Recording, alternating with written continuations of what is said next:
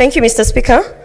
I just want to bring to the attention of the House on the issue of expunging certain submissions. Mr. Speaker, I think it is imperative that we understand that the individual who's on trial here is the Deputy Governor, Mr. Speaker. And when I look at some of the submissions and where we are being pulled towards in terms of, for instance, the reference on page 56, where we are told that we have to listen to certain issues that have been submitted with regards to the governor's wife, Mr. Speaker. As you have seen, and we have all seen previously, we have really tried as a Senate to stay away from the issue of the office of the First Lady or the First Gentleman, Mr. Speaker. And more often than not, including in these submissions that I have had being discussed in terms of being expunged, more often than not, it is a way of digressing this House from actually focusing on the charges, Mr. Speaker. The charges that are before us are four. They are of gross violation, abuse of office, gross misconduct, and crimes under the national law. None of these charges, Mr. Speaker, are directing us to the wife of the governor. Mr. Speaker, so as you make that ruling, I implore you, Mr. Speaker, that you understand that this issue of the office of the First Lady and the First Gentleman is often being used to bring non-issues to this House, Mr. Speaker.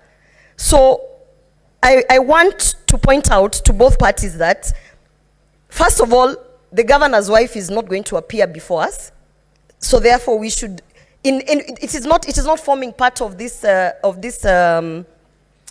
impeachment. And so therefore, Mr. Speaker, if you can guide that we do not reduce the House into a House that is going to discuss matters of patriarchy or feminism, or the issue of the first office or not the first office. The person who is here is the Deputy Governor, and we should limit our discussions on whether this particular impeachment has weight to impeach a Deputy Governor, and leave away the issues of or trying to bring about the spouse of the governor or any other person in this impeachment. Thank you, Mr. Speaker. Senator Ledama. Thank you, Mr. Speaker. Mr. Speaker, I want to bring to your attention Rule 30. You have less than 2 minutes. Okay. And, Rule 23. Okay.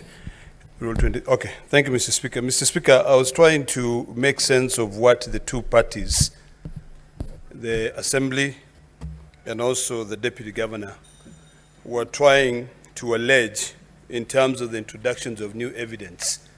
Mr. Speaker, Rule 30 of our impeachment rules states as follows: that when a particular question or matter, including but not limited to questions of evidence, materiality, relevant competence, or admissibility of evidence, and any question, consequential or incident thereon, no provision has been made in the standing order or in these rules, the Speaker of the Senate shall rule on the questions on matters, and the ruling of the Speaker shall be final. Mr. Speaker, the reason why I stood up is because of the parity of the evidence. In this case, I've had both parties alleging that there is introduction of new evidence. I'd like to request that you apply Rule 30 so that during our closed session, you can determine that matter, and then we can be able to progress. Thank you, Mr. Speaker. Now, to make progress.